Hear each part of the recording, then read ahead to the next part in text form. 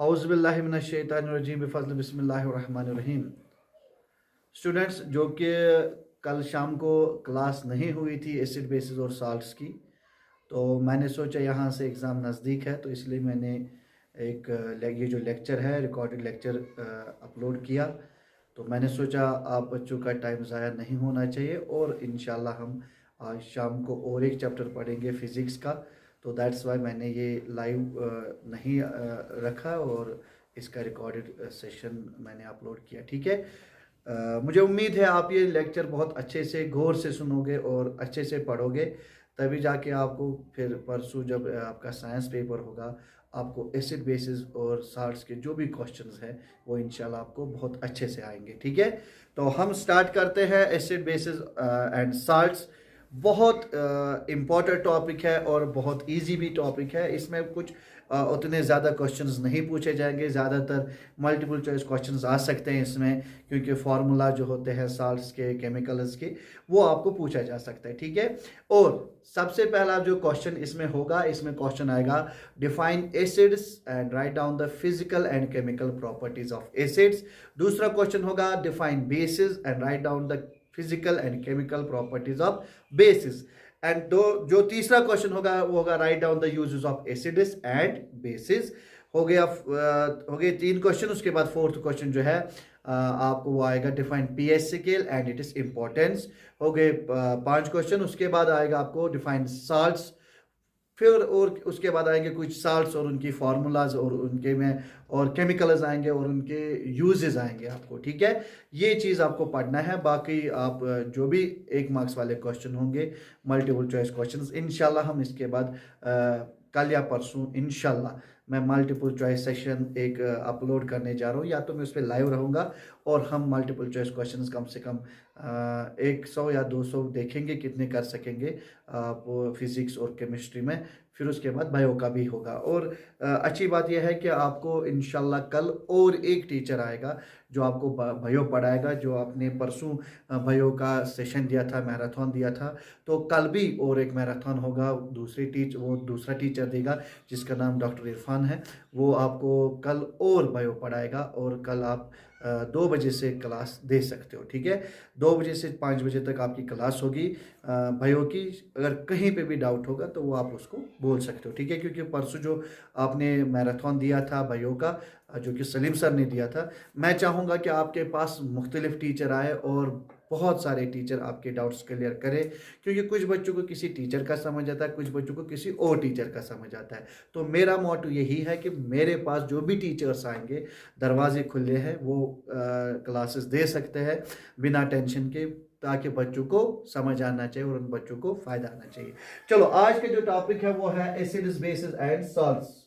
तो इसमें सबसे पहला जो क्वेश्चन है वो है एसिड्स होते क्या है। ठीक है, एसिड्स होते क्या है, बस आप पहले ये डेफिनेशन देख लीजिए 1 मिनट के लिए।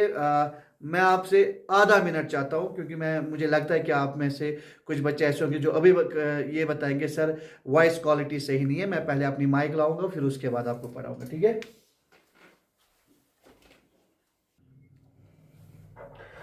चलो, जो आज का सेशन है वो है एसिड्स, बेसिस एंड साल्ट्स। ठीक है, तो सबसे पहला क्वेश्चन है एसिड्स होते क्या है। ठीक है, सब बच्चों को पता है, मुझे पता है, सब बच्चों को पता है कि एसिड्स क्या होता है, लेकिन अब वहां पे एग्जाम में लिखना है एसिड्स क्या है, तो आप कह सकते हो एसिड्स वो सब्सटेंसेस है जिनमें हाइड्रोजन मौजूद होता है और जब वो डिसॉल्व होता है पानी में तो वो वहां से हाइड्रोजन आयन्स देते हैं, मींस H पॉजिटिव आयन्स। ये पॉजिटिव आपको ऐसे ऊपर लिखना है। ठीक है, तो अब यहां पे मैं बता रहा हूं किसी भी सॉल्यूशन में, फिर से बता रहा हूं, एसिड्स उन सब्सटेंसेस को कहते हैं जो हाइड्रोजन कंटेन करते हैं और जब उनको हम डिसॉल्व करते हैं पानी में तो वहां पे हमें H पॉजिटिव आयन्स उस सॉल्यूशन में मिलते हैं। क्लियर? या हम इतना बता सकते हैं एसिड्स वो सब्सटेंसेस है जो हमें प्रोड्यूस करते हैं H positive means hydrogen ions किसी भी एक्वस सॉल्यूशन में। एक्वस सॉल्यूशन आपको पता होगी जिसमें सॉल्वेंट जो है वो वाटर होता है, उसी को हम एक्वस सॉल्यूशन कहते हैं। क्लियर? यहां तक मैंने आपको डेफिनेशन ऑफ एसिड्स बता दिया है। इतनी सी डेफिनेशन है। एसिड्स वो सबस्टेंसेस है जो हाइड्रोजन को कंटेन करते हैं। जब वो डिसॉल्व करते हैं पानी में तो हमें वहां से H पॉजिटिव आयन्स मिलते हैं उस सॉल्यूशन में। ठीक है? या वो सबस्टेंसेस जो कंटेन करते हैं, वो सबस्टेंस जो प्रोड्यूस करते हैं H पॉजिटिव आयन्स किसी भी एक्वस सॉल्यूशन में भी आपको ये पूछा जाएगा एक्वस सॉल्यूशन होता क्या है। मैंने आपको कहा है जहां पे भी सॉल्वेंट वाटर होगा उस चीज को हम एक्वस सॉल्यूशन कहते हैं। क्लियर यहां तक? तो यहां पे इसके बाद हमारे पास क्वेश्चन आएगा टाइप्स ऑफ एसिड। मुझे ये डिफाइन करने की जरूरत नहीं है, मैंने इसलिए आपको कहा है ये आपके लिए होम असाइनमेंट रहेगा। आपको बताना है ये जो एसिड्स है ये है क्या। होम असाइनमेंट जो है ये यही है, monoprotic acids, diprotic acid, triprotic acids, ये तीन आप खुद देखोगे। फिर उसके बाद ऑर्गेनिक एसिड्स कौन से एसिड्स होते हैं, मिनरल एसिड्स कौन से एसिड्स होते हैं, कॉन्सेंट्रेटेड कौन सा एसिड होता है और डाइल्यूट एसिड्स कौन से एसिड्स होते हैं। मे भी इनमें से 1 मार्क्स वाला क्वेश्चन आ सकता है। और ध्यान रहे ये मैं बता रहा हूं इनमें से कोई क्वेश्चन नहीं आएगा, लेकिन मैं आपको बताना चाहूंगा 1 मार्क्स वाला क्वेश्चन इनमें से पूछा जा सकता है कि ऑर्गेनिक एसिड्स कौन से एसिड्स है। मुझे पता है सब बच्चों को पता है ऑर्गेनिक लिविंग थिंग्स याद आया होगा। तो मैं चाहता हूं कि आप भी खुद पढ़िए थोड़ा सा, क्योंकि ये बहुत सिंपल डेफिनेशंस है। अगर मैं आपको बताऊंगा तो आप इन जो ये यहां पे टाइप्स ऑफ एसिड्स है आप खुद नहीं पढ़ोगे। दैट इज वाई मुझे ये स्लाइड बनाना ही नहीं था, लेकिन मैंने सोचा मैं आपको बताऊं कि इसमें से 1 मार्क्स वाला क्वेश्चन पूछा जा सकता है कि ऑर्गेनिक एसिड्स कौन से एसिड्स होते हैं, मिनरल एसिड्स कौन से एसिड्स होते हैं, ये कंसंट्रेटेड एसिड्स और डाइल्यूट एसिड जो है इनमें क्या फर्क है। ठीक है? कंसंट्रेटेड एसिड्स और डाइल्यूट एसिड्स में क्या फर्क है। मैं फिर से बताना चाहूंगा ये 3 आप खुद पढ़ लेना मेहरबानी करके कि मोनोप्रोटिक, डाइप्रोटिक और ट्राइप्रोटिक एसिड्स किनको कहते हैं। फिर ऑर्गेनिक एसिड्स आपको पता है जो लिविंग थिंग्स में पाए जाते हैं। फिर मिनरल एसिड्स भी पता है जो हमें मिनरल से मिलते हैं, जो हमें dug out from the earth निकालते हैं, जो हम अर्थ से निकालते हैं। और जो कंसंट्रेटेड एसिड है ये वो एसिड्स होते हैं जिनमें वाटर क्वांटिटीज कम होती है, और जो डाइल्यूट एसिड्स है इसमें वाटर क्वांटिटी बहुत ज्यादा होती है। तो ये आपको खुद पढ़ना है, बस एक नजर डाल देना, बाकी और कुछ नहीं करना, अपना टाइम जाया नहीं करना। ठीक है? फिर नेक्स्ट है डिफाइन बेसिस। आपने एसिड्स अभी पढ़ा, आप बेसिस क्या पढ़ोगे कि बेस हम उस सबस्टेंस को कहते हैं जिनको हम डिसॉल्व पानी में करते हैं तो वहां पे हमें हाइड्रोक्साइड आयन्स मिलते हैं, मींस OH नेगेटिव आयन्स हमें मिलते हैं उस सॉल्यूशन में। क्लियर? जो एसिड था वहां पे हमें हाइड्रोजन आयन्स मिलते थे, जो बेस है वहां पे हाइड्रोक्साइड मींस OH नेगेटिव, और एसिड में हम H पॉजिटिव आयन मिलता था। फिर से बता रहा हूं एसिड और बेस में इतनी सी फर्क है। एसिड भी हम जब वाटर में डिसॉल्व करते हैं वहां पे हमें प्रोड्यूस होता है H पॉजिटिव आयन्स, और बेस जो है जब हम वाटर में डिसॉल्व करते हैं तो वहां पे निकलता है hydroxide ions means OH negative. ठीक है? तो डेफिनेशन जो है एसिड्स और बेसिस की इतनी सी है, क्योंकि आपको ज्यादा से ज्यादा 3 मार्क्स वाला क्वेश्चन आएगा define acids, write down it is physical properties and chemical properties. तो बेहतर है आप इतनी सी ही डेफिनेशन लिखेंगे। ठीक है? फिर उसके बाद जो हमारा यहां पे 1 मार्क्स वाला क्वेश्चन, फिर से एमसीक्यूज की बात कर रहा हूं, यहां पे एमसीक्यूज आपको इससे पूछे जा सकते हैं कि जो स्ट्रॉन्ग बेस है वो कौन सी बेस है। स्ट्रॉन्ग बेस, ठीक है? स्ट्रॉन्ग बेस कौन सी है। यहां पे स्ट्रॉन्ग बेस है सोडियम हाइड्रोक्साइड, ठीक है, जिसको हम यहां पे कॉस्टिक सोडा भी बोलते हैं। यहां पे पोटेशियम हाइड्रोक्साइड, ये क्या है, ये स्ट्रॉन्ग बेस है। कैल्शियम हाइड्रोक्साइड, ये तीनों जो है आपको कम से कम ये क्वेश्चन आएगा 2 स्ट्रॉन्ग बेसिस बताओ। 1 मार्क्स वाला क्वेश्चन पूछा जा सकता है कि 2 स्ट्रॉन्ग बेसिस बताओ। ठीक है? स्ट्रॉन्ग बेस ये है। उसके बाद आपके पास क्वेश्चन आ सकता है कि आप वीक बेस बताओ। वीक बेस में 2, तो मैंने यहां पे 4 लिखे हैं, ammonium hydroxide, calcium carbonate, aluminium hydroxide और आयरन हाइड्रोक्साइड। मैं आपको बता रहा हूं सिर्फ 2 के आएंगे यहां पे, वीक बेस 2 बताइए और स्ट्रॉन्ग बेस 2 बताइए, ठीक है। ये है आपका 1 मार्क्स वाला क्वेश्चन। फिर उसके बाद स्ट्रॉन्ग एसिड। स्ट्रॉन्ग एसिड क्या है?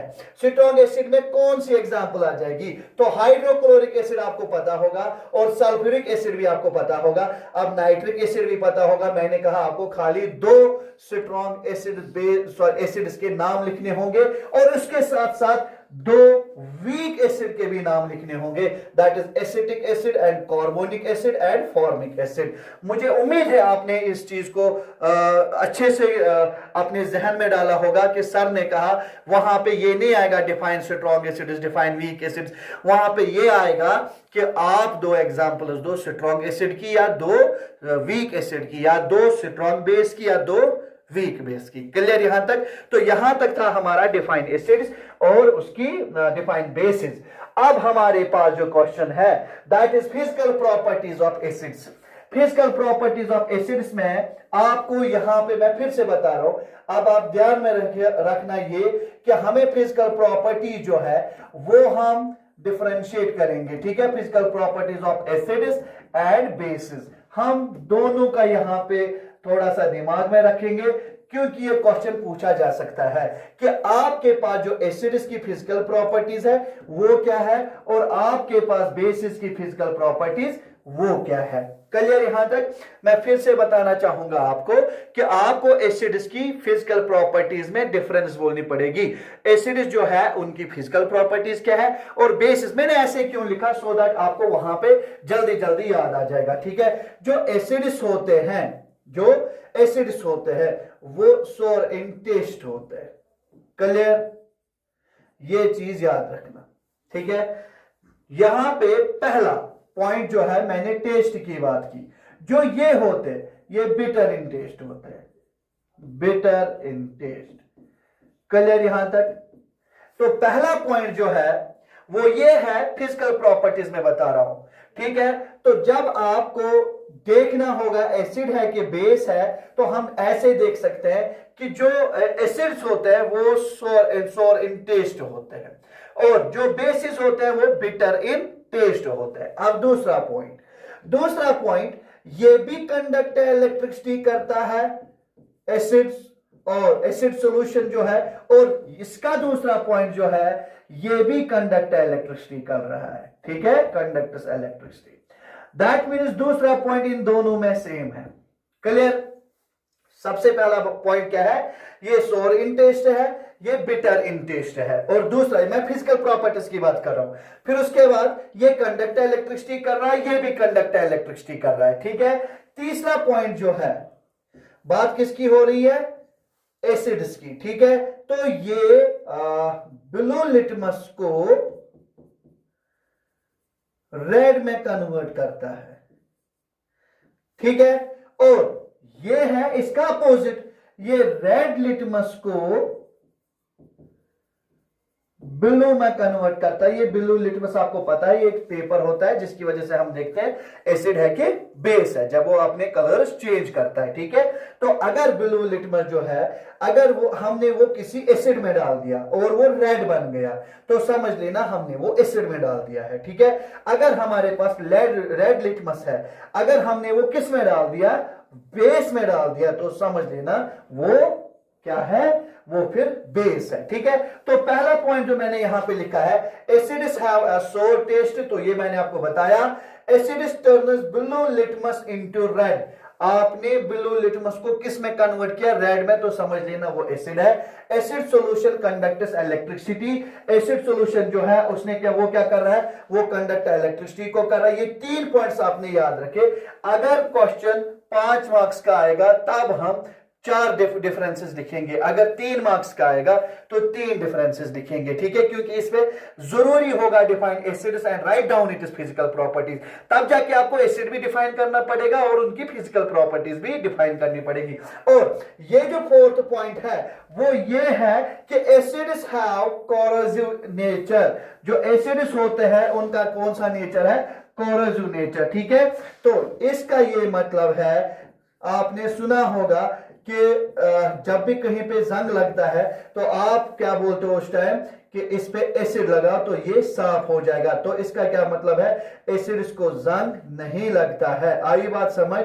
तो इसका क्या है, कोरोसिव नेचर। क्लियर? तो यहां पे जो फोर्थ पॉइंट है ये फील सोपी टू टच। जैसे हमारे पास एक साबुन होती है तो जिसको जब हम उसको टच करते हैं तो थोड़ा सा स्लिपरी लगता है, तो ये बेसिस जो है ये वैसे ही होता है। हमें फील क्या होता है जब भी हम इनको टच करते हैं तो सोपी जैसे लगता है, मीन्स साबुन जैसे लगता है। क्लियर? तो यहां तक आपको समझ आया होगा। मैंने पहले बताया physical properties of acids. First acids have सोर टेस्ट, ठीक है, पहला समझ आया। ब्लू को रेड में कन्वर्ट करता है, कंडक्टर्स इलेक्ट्रिसिटी करता है, कोरोसिव नेचर है। लेकिन यहां पे एक चीज याद रखना, मुझे पता है आपको ये अब आएगा सोर लिखना और ये यहां पे बिटर लिखना, ये कंडक्टर्स इलेक्ट्रिसिटी, ये भी conductors electricity, corrosive nature, feel soapy to touch. तो मसला ये है कि मुझे कैसे याद रहेगा blue to red, red to blue. मुझे पता है आपको कभी कभार ब्लू टू रेड, इसको रेड को ब्लू और ब्लू को रेड ये लिखते हो, लेकिन आप मेहरबानी करके पहले अल्फाबेटिकल ऑर्डर में बी आएगा और फिर उसके बाद आर आएगा। क्लियर यहां तक? तो पहला जो है, पहला एसिड ही है ना, हमने बेसिस को नहीं बताया, तो बी को कन्वर्ट करना है आर में। तो बी क्या होता है, ब्लू लिटमस, आर क्या होता है, रेड लिटमस। तो ब्लू को कन्वर्ट किस में करना है, रेड में। तो अब यहां पे जो एसिड होता है वो ब्लू लिटमस को कन्वर्ट करता है रेड में, जो बेस है तो वहां पे रेड जो है वो ब्लू में कन्वर्ट होता है। आई होप आपको ये चीज समझ आया होगा। तो जो आपके पास फिजिकल प्रॉपर्टीज ऑफ बेसिस है, ये यहाँ पे बटर नहीं है, यहाँ पे बिटर है, ठीक है, बिटर इन टेस्ट। तो यहाँ पे bitter in taste, bases turn red litmus to blue, conductors electricity, bases feel soapy to touch. Clear यहां तक? तो ये था आपके पास question, write down the physical properties of acids and bases. Now next question is write down the chemical properties of acids and bases. ये question जो है ये बहुत इंपॉर्टेंट क्वेश्चन है।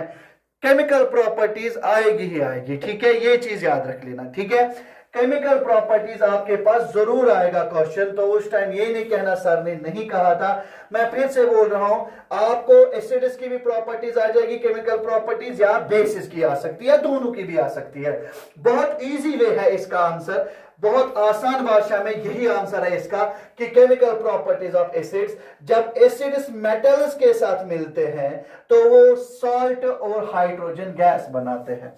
तो दूसरा जो है, जब एसिड्स मेटल ऑक्साइड्स के साथ मिलते हैं तो वो सॉल्ट और वाटर प्रोवाइड करता है। जब एसिड्स बेसिस के साथ मिलते हैं तो वो सॉल्ट एंड वाटर प्रोवाइड करता है। तो ये तीन जो है, ये तीन केमिकल प्रॉपर्टीज आप लिख सकते हो वहां पे, और बराबर आपको 3 मार्क्स क्वेश्चंस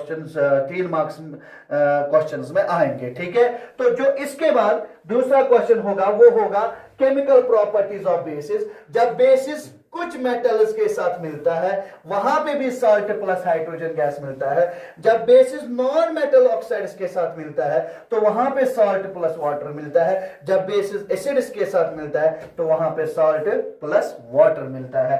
तो ये चीज आप याद रखोगे। सर हमें समझ नहीं आया, मुझे पता है आपको समझ नहीं आया, लेकिन मैं किसके लिए हूं फिर यहां पे, तो मैं आपको इसका शॉर्टकट बताऊंगा। केमिकल रिएक्शन जो है किसकी, एसिड्स और बेसिस की, एसिड्स और बेसिस की, केमिकल रिएक्शन ऑफ एसिड्स। मैं फिर से बता रहा हूं और फिर मैं यहां पे लिखूंगा केमिकल रिएक्शन ऑफ बेसिस। ये चीज आप दिमाग में रखना कि मैं इसीलिए यहां पे मैंने सोच लिया कि मैं आपको केमिस्ट्री में थोड़े बहुत उतना बताऊंगा जितना मुझे अपने आप को पता है, क्योंकि बहुत सारे पढ़ाते हैं, बहुत सारे यूट्यूब पे पढ़ाते हैं, लेकिन कभी कभार ऐसा भी होता है कि कुछ बच्चे जो है उनको शॉर्टकट्स बहुत ज़्यादा पसंद है, उनको थोड़ा सा हिंट चाहिएगा, फिर उसके बाद वो सब कुछ लिखते हैं, लेकिन वो हिंट कहाँ से मिले वो उनके पास नहीं होती है। That's why I am here, ताकि मैं आपको वो हिंट दे सकूंगा, ठीक है। देखो बेटा, आपको क्या लिखना है, आपको यहाँ पे लिखना है एसिड। क्या लिखना है बेटा, एसिड लिखा, फिर उसके बाद यहाँ पे लिखना है मेटल लिखा। क्लियर यहां तक? आपने एसिड मेटल लिखा, फिर उसके बाद एसिड लिखना, ठीक है, फिर लिखना मेटल ऑक्साइड, मेटल ऑक्साइड, फिर लिखना एसिड, फिर लिखना बेस। तो आपको यहां तक ये समझ आया होगा। अब यहां पे जो है, यहां पे लिखना बेस और मेटल्स के बदले सम मेटल्स, ठीक है। फिर उसके बाद यहां पे बेस और मेटल ऑक्साइड के बदले non metal oxide, non metal oxide. फिर उसके बाद बेस और फिर उसके बाद यहां से एसिड। बेटा अगर आपको यह समझ आया तो आपको केमिकल प्रॉपर्टी जो है वो खत्म हो गया।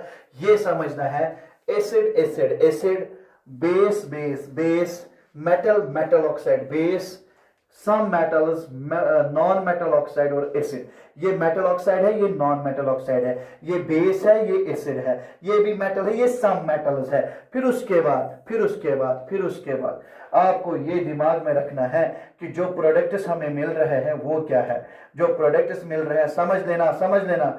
यहां पे लिखना सॉल्ट, यहां पे लिखना सॉल्ट, यहां पे लिखना सॉल्ट, यहां पे लिखना सॉल्ट, यहां पे लिखना सॉल्ट, यहां पे लिखना सॉल्ट, यहां पे लिखना सॉल्ट, यहां पे लिखना हाइड्रोजन गैस, यहां पे लिखना वाटर, यहां पे लिखना वाटर, यहां पे लिखना हाइड्रोजन गैस, यहां पे लिखना वाटर, यहां पे लिखना वाटर।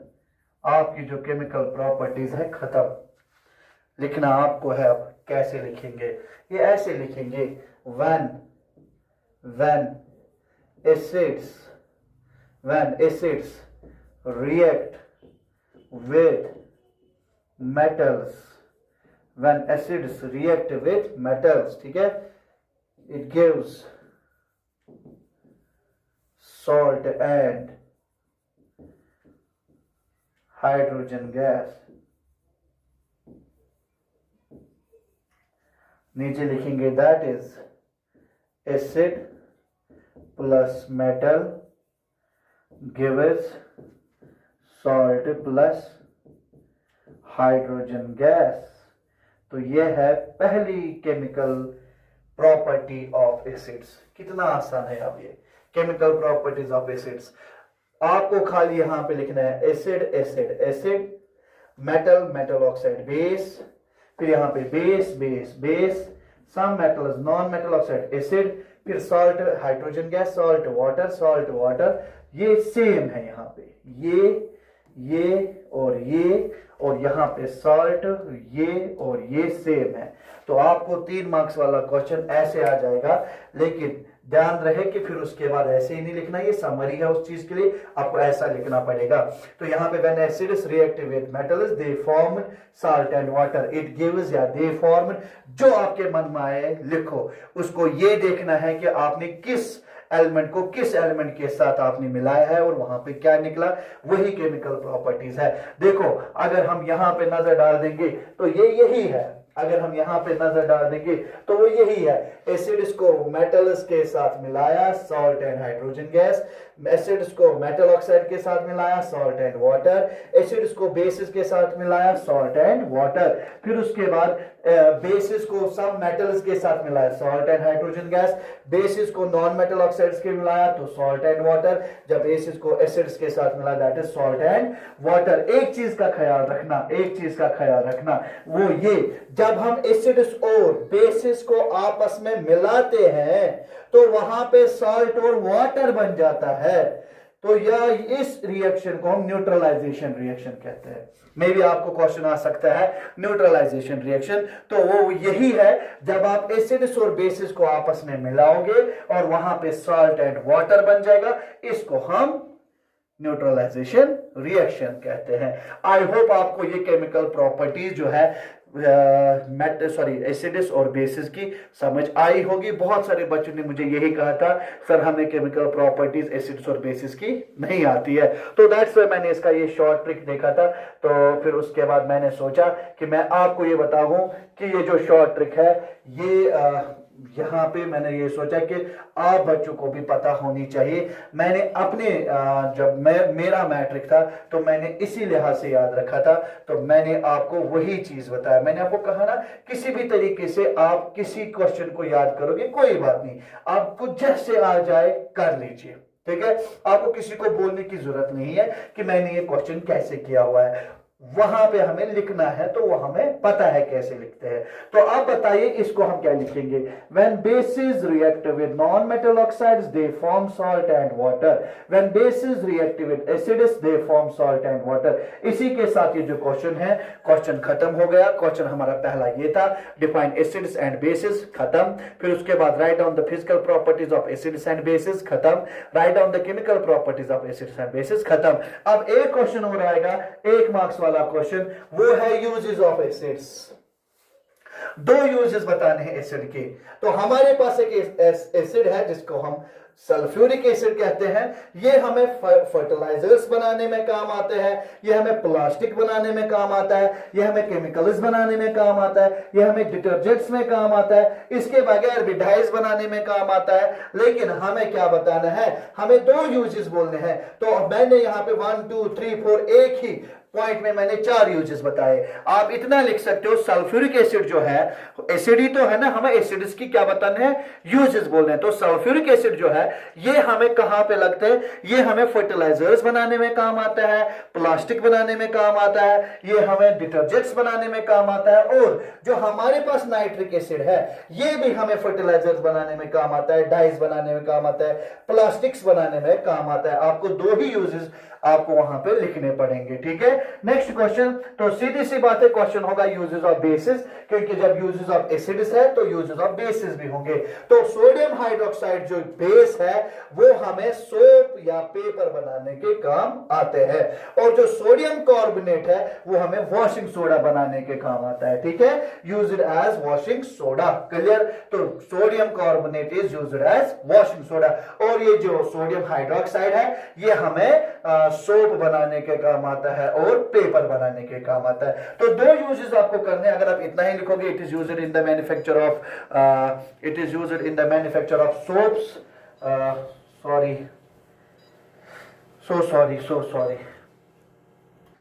तो जो हमने कहा कि सोडियम हाइड्रोक्साइड है ये हमें सोप और पेपर बनाने के काम आता है, तो आप लिख सकते हो it is used in the manufacture of soap, एक पॉइंट, और it is used in the manufacture of paper, या आप दूसरा पॉइंट लिख सकते हो, ठीक है। तो इतना ज्यादा इस पे अपना दिमाग नहीं खर्च करना है। नेक्स्ट क्वेश्चन पे आते हैं, that is pH scale and it is importance. PH scale, power of hydrogen, ठीक है, पोटेंशियल ऑफ हाइड्रोजन, ठीक है। तो पोटेंस डी हाइड्रोजन, पीएच का मतलब मैं बोल रहा हूं। तो यहां पे पीएच स्केल जो है ये, और हमें इसकी इंपॉर्टेंस बतानी है। तो मैंने लिखा 1909 में यहां पे सोरेनसन ने एक स्केल दी थी, और उस स्केल का नाम क्या था, पीएच स्केल।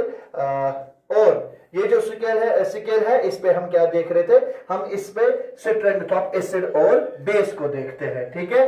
तो अब यहाँ पे ये चीज है कि हमने कहा है ये जो पीएच स्केल है ये हमें यूज होती है टू मेजर हाउ एसिडिक और बेसिक ए सॉल्यूशन इज, कि जो भी सॉल्यूशन है वो कितना एसिडिक है और या कितना बेसिक है, बेसिक सॉल्यूशन कितना है या कितना एसिडिक सॉल्यूशन है। तो ये पीएच स्केल हमें वही मेजर करने के काम आती है, क्लियर यहां तक।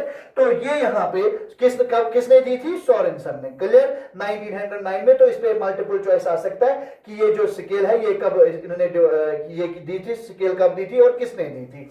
It tells us the concentration of hydrogen ion। तो ये स्केल हमें क्या बता रही है, कंसंट्रेशन ऑफ हाइड्रोजन आयन किसमें, किसी भी सॉल्यूशन में जो कंसंट्रेशन ऑफ हाइड्रोजन आयन होता है वो कितना है किसी भी सॉल्यूशन में। तो ये हमें कौन बताता है, ये हमें पीएच स्केल ही बताता है, क्लियर यहां तक। तो पीएच स्केल क्या है मैं फिर से बताना चाहूंगा।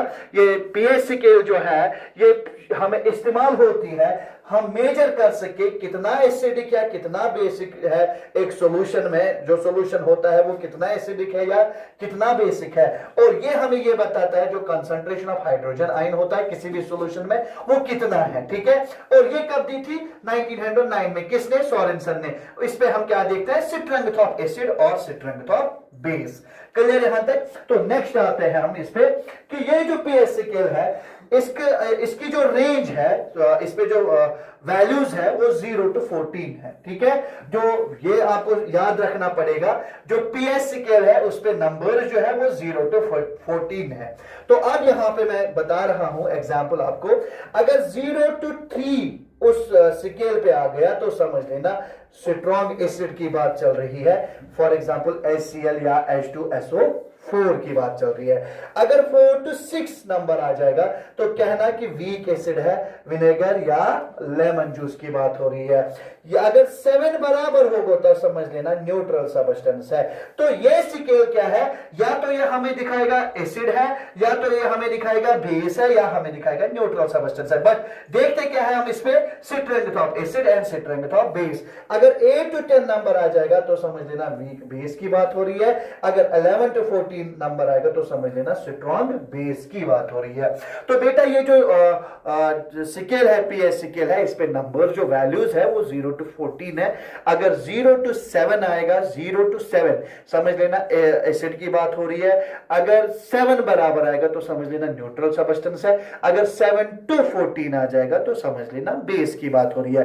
तो यहां पे अब मैंने क्या बताया, अगर 0 to 3 नंबर आ जाएगा, मे बी मल्टीपल चॉइस पूछ सकता है आपको कि आप बताइए जो स्ट्रॉन्ग एसिड है उस पे क्या कहां से कहां तक नंबर आ सकता है, तो उसको 0 to 3 लिखना, और 4 to 6 आप लिखना वीक एसिड, 7 लिखना न्यूट्रल, फिर 8 to 10 लिखना आप वीक बेस, और 11 to 14 लिखना स्ट्रॉन्ग बेस, ठीक है। इसमें से आपको 1 मार्क्स वाला क्वेश्चन पूछा जा सकता है। अब इसकी जो इंपॉर्टेंस है, ठीक है, ये मैंने आपको पहले ही कहा था, पीएच का मतलब होता है potential of hydrogen, it shows the power of concentration of hydrogen ions, ठीक है।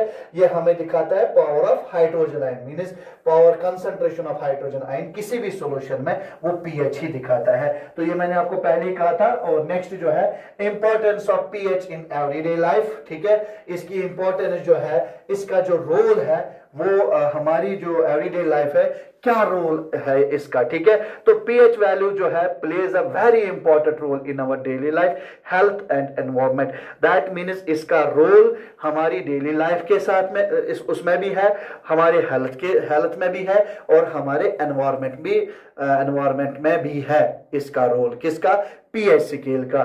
तो यहां पे हम देखेंगे कि कौन कौन सी जो एग्जांपल्स है जहां पे हमें लगे कि पीएच का इंपॉर्टेंट रोल है हमारी डे टू डे लाइफ में, ठीक है। तो सबसे पहला पॉइंट जो है वो ये है, pH in our digestive system, ठीक है। हम क्या बता रहे हैं कि जो हमारा स्टोमक होता है वो प्रोड्यूस करता है hydrochloric acid, that is dilute hydrochloric acid, जिसमें वाटर क्वांटिटी ज्यादा होती है टू डाइजेस्टिव फूड। तो हमारा जो स्टोमक है उसमें से HCl निकलता है, प्रोड्यूस करता है वो HCl, डाइल्यूट HCl, ताकि जो हम खाए वो उसको क्या करे, डाइजेस्ट करे। क्लियर यहां तक आपको समझ आया होगा कि जो पीएच स्केल है ये हमारे डाइजेस्टिव सिस्टम में कौन सा रोल अदा करता है। तो पहला पॉइंट है कि ये जो हमारा स्टोमक है ये प्रोड्यूस करता है डाइल्यूट हाइड्रोक्लोरिक एसिड, जो सबको पता है वो किसके लिए होता है, ताकि हमारे अंदर जो भी हम गिजा खाए वो उस चीज को डाइजेस्ट करे, ठीक है। The pH of this acid is around 1.5 to 2.5, और इसका जो pH होता है इस एसिड का वो है 1.5 to 2.5, 1.5 to 2.5, ठीक है। ये इंपॉर्टेंट पॉइंट है क्योंकि पूछा जा सकता है फिर उसके बाद मल्टीपल चॉइस क्वेश्चन में। और if the acid level increases, ठीक है, मतलब लोअर पीएच, अगर एसिड लेवल इंक्रीज हो जाएगा, कैसे हो जाएगा, हम जब कभी शादी पे जाते हैं वहां पे वो स्पाइसी फूड खाते हैं, या कहीं भी रेस्टोरेंट में जाते हैं वहां पे स्पाइसी फूड खाते हैं, तो उसकी वजह से हमारा जो स्टोमक है वो रिलीज करता है ज्यादा हाइड्रोक्लोरिक एसिड, और उसकी वजह से क्या होता है, इट कॉजेस एसिडिटी और इनडाइजेशन। उसकी वजह से क्या होता है, एसिडिटी होती है या इनडाइजेशन होती है। Medicine called antacid like milk of magnesia, pH approximately equal to 10 neutralizes acid। जो ये मेडिसिन होते हैं जो आप समझो बेस होते हैं, ठीक है, वो उनको हम एंटासिड बोलते हैं, जो हमारी जो एसिडिटी को थोड़ा कम करते हैं, न्यूट्रलाइज करते हैं एसिड को। कब? जब वो बेस के साथ मिलेंगे। आपको किसने कहा? हमें केमिकल प्रॉपर्टीज ऑफ एसिड ने कहा। क्या? जब एसिड इस बेस के साथ मिलते हैं तो वहां पे सॉल्ट एंड वाटर बन जाता है, और this reaction is called neutralisation reaction. ये मैंने अभी कहा था आपको। तो जब हमारे स्टोमक से बहुत ज्यादा एसिड सिक्रीट हुआ तो हमारे अंदर जो है वो एसिडिटी वहां पे स्टार्ट होने लगी। तो हम वो मेडिसिन खाते हैं जिनमें बेस होती है, और वो क्या करता है? न्यूट्रलाइज करता है। जब न्यूट्रलाइज होता है तो उससे उसकी वजह से हमें थोड़ा बहुत रिलीफ मिलता है। क्लियर? तो अब उसके बाद दूसरा जो पॉइंट है, ये इसकी इंपॉर्टेंस, वो pH and tooth decay. Tooth decay आपको पता ही है, जब हमारे दांत गिरने लगते हैं तो उसको हम टूथ डिके कहते हैं। The mouth normally has pH around 7। हमारे माउथ का जो पीएच वैल्यू है वो 7 ही है, मींस न्यूट्रल होता है। व्हेन वी ईट स्वीट्स, जब हम मिठाइयां खाते हैं तो बैक्टीरिया प्रोड्यूस एसिड्स। तो बैक्टीरिया हमें प्रोड्यूस क्या करता है? एसिड्स प्रोड्यूस करता है। जब प्रोड्यूस एसिड्स करता है that lower than the pH below 5.5, तब उस टाइम क्या होता है? जो उसका पीएच होता है वो 5.5 बिलो हो जाता है। This acidic condition damages tooth animal, causes cavity. ये जो एनिमल पार्ट होता है ये हार्डेस्ट पार्ट होता है दांत का, टूथ का, ठीक है। तो जो हम व्हाइट देखते हैं, ठीक, तो ये क्या करता है? इसको डैमेज करता है। जब ये डैमेज करता है उसकी वजह से कैविटीज होती है, ठीक है। तो उसके वजह से क्या होता है? जब हमारे दांत खराब लगने लगते हैं, वो किसकी वजह से होता है? जब हमारे मुंह में एसिड ज्यादा जाता है। तो एसिड जब ज्यादा होता है, जब उसका जो पीएच वैल्यू है बिलो कब? 5.5। तो बिलो 5.5, ये मैं आपको बता रहा हूं कि जब हमारे मुंह में एसिड ज्यादा जाएगा, उसकी वजह से जो हमारा दांत है, इसमें जो एनिमल पार्ट है, ये जो हम बोलते हैं ये हार्डेस्ट सबस्टेंस है, जब इस पे क्या होता है? एसिड लगता है, तो उसकी वजह से फिर हमें इस पे कीड़े लगते हैं, ठीक है। तो उसकी वजह से हमें कैविटीज पैदा होती है। That is why brushing teeth, फिर उसके बाद जब हम ब्रश करते हैं आफ्टर मील्स, जब हम कुछ खाते हैं, वो हमें क्या हेल्प करता है? वो हमें मेंटेन पीएच बैलेंस। उसकी वजह से हमें पीएच बैलेंस जो है, वो पीएच जो है वो बैलेंस में रहता है। मतलब क्या है इसका? कि जो हम टूथपेस्ट इस्तेमाल करते हैं उसमें बेस होती है, और जब वो बेस किसके साथ मिलती है? इसी एसिड के साथ, तो ये न्यूट्रलाइज फिर से करता है। दैट इज वाई हम बोल रहे हैं कि जो हम ब्रश कर रहे हैं तो उसमें क्या होता है? टूथपेस्ट में बेस होता है, ठीक है। ये याद रखना कि हम बोलते हैं कि क्या आपके इस टूथपेस्ट में नमक है, तो वो यही चीज है। आई बात समझ? कि हम अपने मुंह को न्यूट्रलाइज कर रहे हैं ताकि जो ये एसिड है ये हमारे इस डेंटाइन पार्ट को खत्म ना करे, ठीक है। जो हमारा इस डेंटाइन पार्ट है, जो यहाँ पे बता रहे हैं एनिमल पार्ट जो है, तो ये उसको खत्म ना करे, क्योंकि वरना उसकी वजह से हमारे जो दांत है ये गिरने लगेंगे, ठीक है। तो ये यहाँ पे काम आता है। तो यहां तक आपको समझ आया होगा। तो इसके बाद जो हमारा है और एक इसकी इंपॉर्टेंस, वो हम नेक्स्ट स्लाइड में देखेंगे। तो अब इसके बाद जो हमारा टॉपिक है वो है पीएच ऑफ सॉइल, ठीक है। हम इस टाइम जो क्वेश्चन पढ़ रहे हैं वो है pH and it is importance. हमने दो इंपॉर्टेंस इसमें पढ़ी, पहला जो डाइजेस्टिव सिस्टम था, तो दूसरा जो था वो टूथ डिके का था। अब तीसरा जो है पीएच ऑफ सॉइल, ठीक। तो plants grow best only in a specific pH range. जो ये प्लांट्स होते हैं वो एक स्पेसिफिक पीएच रेंज में ग्रो करते हैं, ठीक है। तो अब कुछ प्लांट्स जो है वो प्रेफर करते हैं स्लाइटली एसिडिक सॉइल, मतलब उनका पीएच होना चाहिए 6 to 7। क्लियर? वहां पे कुछ प्लांट्स जो है वो प्रेफर करते हैं उनका एसिडिक सॉइल होना चाहिए, वो एसिडिक सॉइल होना चाहिए। अदर्स नीड बेसिक सॉइल, कुछ जो प्लांट्स है वो उनको होनी चाहिए बेसिक सॉइल। क्लियर? तो जो यहाँ पे फार्मर्स है वो टेस्ट करते हैं सॉइल को, उसका पीएच देख के, ठीक है। फिर उसके बाद पीएच टू ऐड लाइम, फिर उसमें ऐड लाइम करते हैं, मतलब कैल्शियम कार्बोनेट ऐड करते हैं। इफ सॉइल्स टू एसिडिक, अगर सॉइल बहुत ज्यादा एसिडिक होगी, और ऑर्गेनिक मैटर या ऑर्गेनिक मैटर डाल देते हैं अगर वो ज्यादा बेसिक होगी, ठीक है। तो ये है इसकी इंपॉर्टेंस तीसरी इंपॉर्टेंस पीएच ऑफ सॉइल। मैंने कहा कि जो फार्मर्स होते हैं वो सॉइल का टेस्ट करके देखते हैं क्या ये एसिडिक है या बेसिक है। अगर फिर उसके बाद वो एसिडिक ज्यादा होगा तो उसमें वो कैल्शियम कार्बोनेट ऐड करते हैं, और अगर वो बेसिक ज्यादा होगा तो उसमें ऑर्गेनिक मैटर वो उसमें डाल देते हैं। ठीक है, तो ये है तीसरी जो इंपॉर्टेंस। जो इसकी फोर्थ इंपॉर्टेंस वो है पीएच इन एक्वेटिक। जो आपको पता है एक्वेटिक एनिमल जो होते हैं जो पानी में रहते हैं, ठीक है, उनको हम एक्वेटिक एनिमल्स कहते हैं। लाइव फिश एंड ये लाइक है, live fish and aquatic animals survive only if the water pH is between this and this. अगर 6 to 5 and 8 to 5 pH level होगा उसमें जो एनिमल्स है वो उसमें रह सकते हैं, वो उसमें सर्वाइव कर सकते हैं। Acid rain can make river और lake water acidic killing aquatic animals. अगर एसिड रेन वहां से गिर जाएगा और वो फिर रिवर्स या लेक्स के साथ मिल जाएगा तो उसकी वजह से क्या होता है, जो एक्वेटिक लाइफ है, जो भी जानवर जो भी एनिमल्स पानी में रहते हैं तो वो उनको किल करता है। ठीक है, तो जो ये जानवर होते हैं वो सर्वाइव तभी करते हैं जब उनका जो पीएच लेवल है वो 6.5 to 8.5 होगा, उसमें वो सर्वाइव करते हैं। लेकिन आपको इतना लिखने की जरूरत नहीं है। जब भी ये क्वेश्चन आएगा define pH and its importance, pH आपने डेफिनेशन दी, फिर उसके बाद 2 इंपॉर्टेंस या ज्यादा से ज्यादा 3 इंपॉर्टेंस लिखना। ठीक है, तो ये था आपका पीएच इन एक्वेटिक। अब हमारा जो पांचवा इसमें है वो है पीएच इन अवर ब्लड। ठीक है, जो नॉर्मल पीएच जो ह्यूमन ब्लड का होता है वो इज दैट्स अबाउट 7.4। ठीक है, स्मॉल चेंज इवन 0.2 अप और डाउन। अगर इसमें थोड़ी सी चेंज आ गई, मतलब इसमें या तो अप हो गया 0.2 या तो डाउन हो गया 0.2, can be dangerous for life, वो हमारी लाइफ के लिए बहुत डेंजरस है। ठीक है, तो the body maintains this pH through natural buffering systems।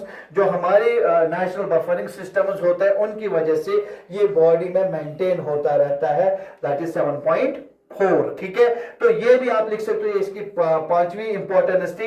मैंने आपको फिर से कहा जो इन 5 में से आपको 2 या 3 याद रहेंगे वो लिखना। मैंने आपको पहले ही कहा कि आप पीएच लिख सकते हो डाइजेस्टिव सिस्टम में, पीएच लिख सकते हो टूथ डिके में, तीसरा सॉइल में। ठीक है, और फोर्थ हमने कहा हमारे ब्लड में, और अभी हमने फिफ्थ कहा था पीएच इन एक्वेटिक्स में। ठीक है, तो ये इन 5 में से आप 2 या 3 याद करोगे।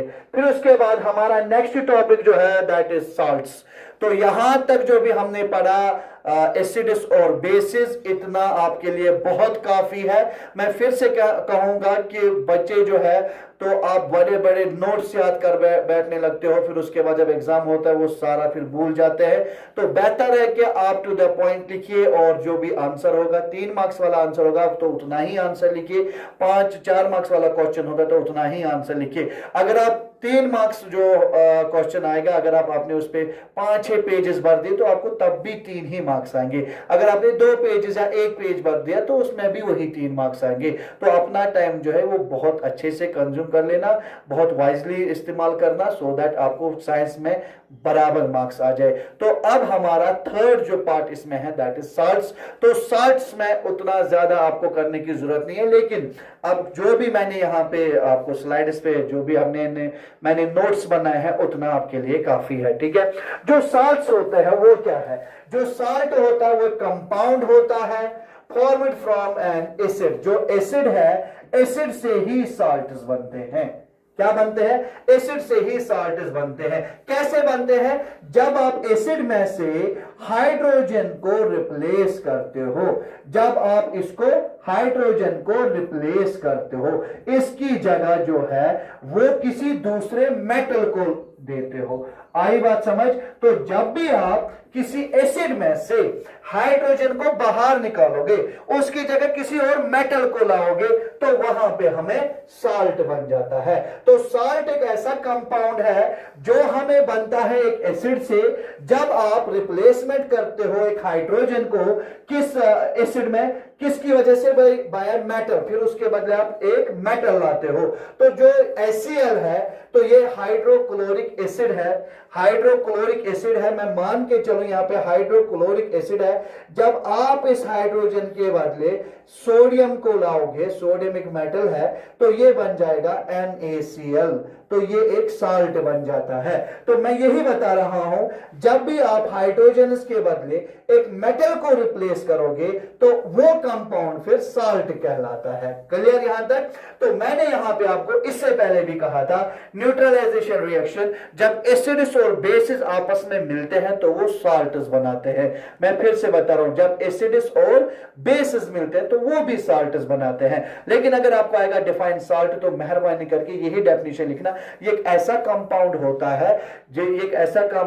है जो हमें एसिड से मिलता है। जब हम एसिड में से हाइड्रोजन को रिप्लेस करते हैं विद मेटल तो वहां पे हमें साल्ट मिलता है। ठीक है, क्लियर? इतना इसमें काफी है डिफाइन साल्ट्स। अब हमें फैमिलीज ऑफ साल्ट्स बताना है और इसमें आपको 1 मार्क्स वाला क्वेश्चन पूछा जा सकता है। 1 मार्क्स जो है ये क्वेश्चन आ सकता है कि जो फैमिलीज है साल्ट्स की उनको हम क्या कहते हैं। जो साल्ट्स ऑफ हाइड्रोक्लोरिक एसिड के बने हुए होंगे, जो हाइड्रोक्लोरिक एसिड पे साल्ट्स बने हुए होंगे उनको हम क्लोराइड्स कहते हैं, क्लोराइड्स कहते हैं। जो सल्फ्यूरिक एसिड पे साल्ट्स बन जाएंगे उनको हम सल्फेट्स कहते हैं। जो हमें नाइट्रिक एसिड पे साल्ट्स बन जाते हैं उनको हम नाइट्रेट्स बोलते हैं। जो हमें कार्बोनिक एसिड पे साल्ट्स बन जाते हैं उनको हम कार्बोनेट्स कहते हैं। और जो हमें एसिटिक एसिड पे साल्ट्स बनते हैं उनको हम एसिटेट्स कहते हैं। तो ये 5 जो मैंने आपको कहा, इनमें से जरूरी एक ना एक क्वेश्चन जरूरी आएगा कि इसकी फैमिली को क्या कहते हैं, इसकी फैमिली को क्या कहते हैं। तो आई होप कि आपको यहां तक ये समझ आया होगा। अब हमारे पास यहां पे है कॉमन साल्ट। कॉमन साल्ट होता क्या है, कॉमन साल्ट के यूजेस क्या है। कॉमन साल्ट को हम सोडियम क्लोराइड भी बोलते हैं और उसकी फॉर्मूला है NaCl।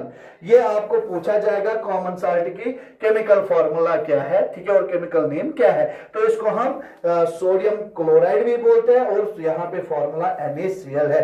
और इसकी जो यूजेस है, पहली यूज ये हमें किस में इस्तेमाल होता है, cooking food and improves the flavour of the food. इससे हमें ग़िज़ा में मजा आता है। ठीक है, जो भी हम खाते हैं तो ये उनके फ्लेवर जो है वो उसमें थोड़ा बहुत इंप्रूव करता है। ठीक, वरना हम नमक के बगैर जो भी खाते हैं तो हमें लगता है कुछ मजा ही नहीं है। तो ये नमक जो है ये फ्लेवर ऐड करता है। और दूसरी बात, ये हमें जो हम कुकिंग फूड करते हैं उसमें इस्तेमाल होता है। दूसरा, it is used as preservative in the pickles. जो हम यहाँ पे पिकल्स जो है वो बचाने के लिए, खराब होने से बच जाए, मीट खराब होने से बच जाए और फिश खराब होने से बच जाए तो हम उसमें नमक का इस्तेमाल करते हैं सो दैट वो खराब ना हो। ठीक है, तो उसके बाद ये हमें सोप बनाने के काम आता है। ठीक है, और जो भी पहाड़ी इलाके होता है, जब भी वहां पे बर्फ पड़ती है तो वहां पे फिर वो जम जाता है वो बर्फ। फिर उसके बाद उसको पिघलने के लिए हम क्या काम करते हैं, हम उस पर नमक डाल देते हैं और ये नमक क्या करते हैं, मेल्ट करता है इस आइस को। ठीक है, सोडियम क्लोराइड की बात चल रही है। तो ये उस जो बर्फ है वहां पे, तो वहां पे हम कॉमन साल्ट इस्तेमाल करते हैं, उसकी वजह से वो फिर उसके बाद पिघल जाता है। क्लियर यहां तक? तो ये था हमारे पास कॉमन साल्ट और इसके यूजेस। तो नेक्स्ट जो है वो है केमिकल्स फ्रॉम कॉमन साल्ट। अब जो ये कॉमन साल्ट आपने अभी बोला, इससे हम बहुत सारे केमिकल्स बना सकते हैं। कॉमन साल्ट से हमें बहुत सारे केमिकल्स निकल सकते हैं। तो यहां पे जो है सोडियम हाइड्रोक्साइड जो है, सोडियम हाइड्रोक्साइड, इसको हम commonly known as caustic soda. तो आपको मे बी ये क्वेश्चन आ सकता है, सोडियम हाइड्रोक्साइड को हम कॉमनली क्या कहते हैं, तो इसका नाम है कॉस्टिक सोडा। क्लियर? और इसकी जो फॉर्मूला है वो है NaOH। NaOH यही एक इंपॉर्टेंट बेसिक केमिकल है जो हमें इस्तेमाल होता है हर एक केमिकल बनाने में। जो स्टार्टिंग मटेरियल होता है वो यही होता है, सोडियम हाइड्रोक्साइड। जो भी आप केमिकल्स बनाते हो ना, उसमें सबसे पहला जो हमें केमिकल मटेरियल जो लगता है वो यही होता है, सोडियम हाइड्रोक्साइड ही।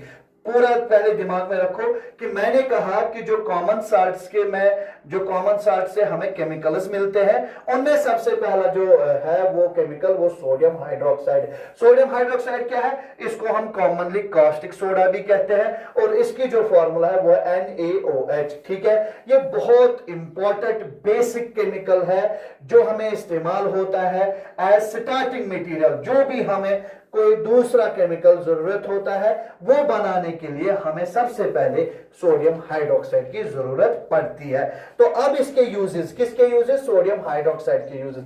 ये हमें सोप्स बनाने में इस्तेमाल लगते हैं। दूसरा, ये हमें डिटर्जेंट्स बनाने में इस्तेमाल होते हैं। तीसरा, इससे हम आर्टिफिशियल टेक्सटाइल फाइबर्स बना सकते हैं, ठीक है, और इससे हम पेपर भी बना सकते हैं। ये हमें पेपर बनाने में काम आता है।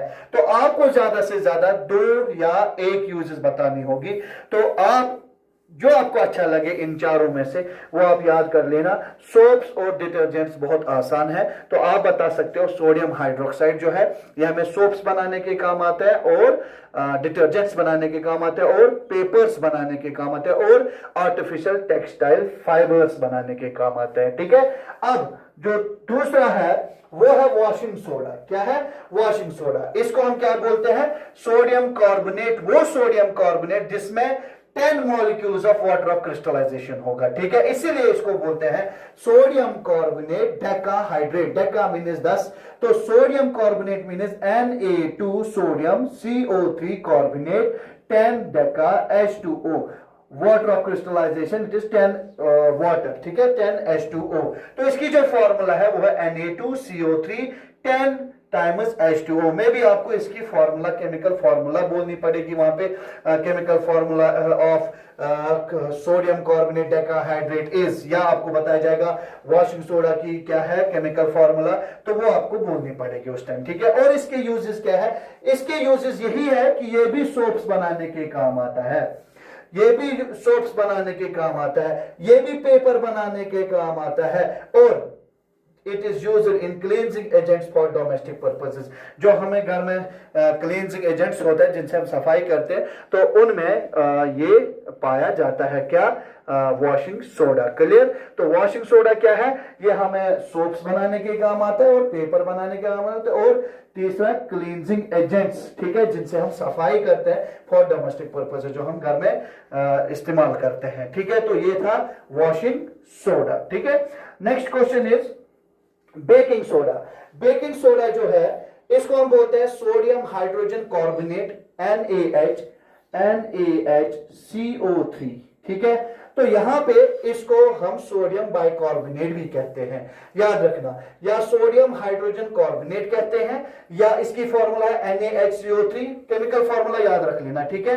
और या हम इसको सोडियम बाइकार्बोनेट भी कहते हैं। और ये हमें कहां पे इस्तेमाल होता है? Baking soda. It is used in the manufacturing of baking powder. जो भी बेकिंग पाउडर बनाते हैं हम, उसमें हमें बेकिंग सोडा ही इस्तेमाल होता है। दूसरा, फायर एक्सटिंग्विशर्स, जो आपको स्कूल में पाए जाते हैं, जिसकी वजह से हम आग को बुझाते हैं, तो वो फायर एक्सटिंग्विशर्स में यही बेकिंग सोडा पाया जाता है, ठीक है। तो उसके बाद it is used antacid in the medicines to remove acidity of the stomach. That means जो अभी हमने कहा था पीएच का वैल्यू जो हमने बताया था, इंपॉर्टेंस होती है इसमें डाइजेस्टिव सिस्टम में, तो मैंने आपको कहा था जब एसिडिटी ज्यादा होती है तो उस टाइम हम बेस का इस्तेमाल करते हैं। तो ये उसी में इस्तेमाल होता है बेकिंग सोडा, कि जब हम फॉर एग्जांपल ये पेन होती है स्टमक में, उस टाइम हम क्या करते हैं? हम बेस खाते हैं, और उस बेस में क्या होता है? उसमें यही चीज होता है बेकिंग सोडा, ठीक है। और वो क्या करता है? वो न्यूट्रलाइज करता है, फिर उसकी वजह से हमें जो पेन या इरिटेशन होती है वो गायब होती है, ठीक है। Next question, that is bleaching powder. Bleaching powder क्या होता है? इसको हम कैल्शियम ऑक्सीक्लोराइड कहते हैं। कैल्शियम ऑक्सीक्लोराइड, इसको हम क्लोराइड ऑफ लाइम भी कहते हैं, और इसकी फॉर्मूला जो है वो है CaOCl2, calcium oxychloride CaOCl2, calcium oxychloride, या इसको क्लोराइड ऑफ लाइम भी कहते हैं।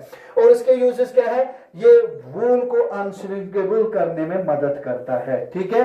दूसरा, इसको हम इस्तेमाल कर सकते हैं ऑक्सीडाइजिंग एजेंट, जो आपने पढ़ा था addition of oxygen and removal of hydrogen, वहां पे हमने ऑक्सीडाइजिंग एजेंट पढ़ा था। तो ये हमें एज ऑक्सीडाइजिंग एजेंट इस्तेमाल होता है बहुत सारे केमिकल इंडस्ट्री इंडस्ट्रीज में। It is used for disinfecting drinking water supply. जो भी ड्रिंकिंग वाटर सप्लाई होती है, अगर हम उसमें ब्लीचिंग पाउडर इस्तेमाल करते हैं तो वो उसको डिसइंफेक्ट करता है, मतलब उसमें जो भी इंफेक्शन होता है ये उसमें से वो खत्म कर सकता है। आई बात समझ? तो ये हमने इस्तेमाल होता है disinfecting drinking water supply. Clear यहां तक? मतलब ये हमारे पानी को साफ करता है। Next is plaster of Paris, ठीक है, जिसको हम पीओपी भी कहते हैं, पीओपी शॉर्ट में, और इसको हम कैल्शियम सल्फेट हेमीहाइड्रेट भी कहते हैं। Calcium sulphate, hemi means half, तो इसकी फॉर्मूला है CaSO4 1/2H2O। CaSO4 calcium sulphate, hemi means 1/2, hydrate means water, ठीक है। तो यहां पे जो अब इसकी जो प्रिपरेशन है, कैसे बना है, plaster of Paris is made by heating gypsum. जो कैल्शियम सल्फेट यहाँ पे ट्वाइस H2O, ये डेकाहाइड्रेट है।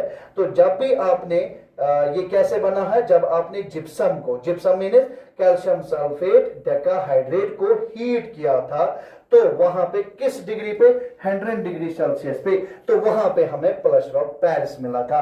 और ये जो ये एक्सपेरिमेंट था ये पेरिस में ही किया था, दैट इज वाई इसका नाम रखा गया प्लास्टर ऑफ पेरिस। तो ये पीओपी जो है, बस इतना बताना है, क्या नाम है, कैल्शियम सल्फेट हेमीहाइड्रेट। और कैसे प्रिपरेशन होती, इसकी प्रिपरेशन कैसे हुई, जब हमने जिप्सम को, मतलब जिप्सम मतलब कैल्शियम सल्फेट डेकाहाइड्रेट को, क्या it's not Deka, it is twice hydrate, ठीक है, डाइहाइड्रेट, सॉरी मैंने शायद डेका कहा, इट इज डाइहाइड्रेट। जब हमने कैल्शियम सल्फेट डाइहाइड्रेट को क्या किया, हीट किया, किस सेल्सियस पे, 100 डिग्री सेल्सियस पे, तो वहां पे हमें क्या मिला, प्लास्टर ऑफ पेरिस, ठीक है। जो इसकी रिएक्शन है वो यहां पे आप देख सकते हो, calcium sulphate dihydrate gives calcium sulphate hemihydrate plus 1/2 of water. Clear? तो फिर उसके बाद so gypsum on heating gives plaster. तो अगर आपको बताया जाएगा कि प्लास्टर ऑफ पेरिस हमें कैसे मिला, तो आप बोल सकते हो जब भी हमने जिप्सम को हीट किया ऑन 100 डिग्री सेल्सियस पे, तो वहां पे हमें प्लास्टर ऑफ पेरिस मिला, ठीक है। तो अब इसके जो यूजेस है ये हमें कहां पे इस्तेमाल होता है, तो इसको बोलने की जरूरत नहीं है, ये आप सबको पता है। जब भी कोई पेशेंट, जब भी कोई इंसान गिर जाता है दूसरे तीसरे चौथे फ्लोर पे, तो फिर उसको लग जाती है बहुत, तो उसको जो फ्रैक्चर्ड बोन्स है वो सेट करने में हमें ये पहले ही इस्तेमाल होता है। तो ताकि ये जो यहाँ पे हमने पहला पॉइंट बताया है वो ये है कि फायर प्रूफिंग मटेरियल, पहले as used as fire proofing material इस्तेमाल होता है, क्योंकि इसको आग कोई असर नहीं करता है। दूसरी, it making statues, models and decorative materials, इससे हम स्कूल में जो भी मॉडल्स होते हैं या डेकोरेटिव आइटम्स होते हैं वो सारे पीओपी से बने होते हैं। और तीसरा, हॉस्पिटल्स में used for immobilising broken bones. Mobilising का मतलब होता है ताकि वो मूवमेंट ना करे, बोन्स को, जो ब्रोकन बोन्स होते हैं वो मूवमेंट ना करे, इसलिए हॉस्पिटल्स में इस्तेमाल होता है। और नेक्स्ट, ये before using for coating walls and ceiling for a smooth finish. ये सीधी सी बात है, जब भी हमें कोई पेंट वेंट करना होता है तब हम उसके बाद हम पहले पीओपी करते हैं, सो दैट उसमें स्मूथनेस आ जाएगी, फिर उसके बाद हम उस पर पेंट कर सकते हैं। तो इतना था इसमें शॉर्ट्स में। तो अब जो होम असाइनमेंट है, जो आपको घर में क्वेश्चन करना पड़ेगा, वो खाली एक क्वेश्चन है, what is hydrated, what are hydrated salts, hydrated salts क्या होता है, और we can say water of crystallization क्या होता है, ये आपको खुद पढ़ना पड़ेगा। फिर उसके बाद आप मुझे आंसर दे सकते हैं।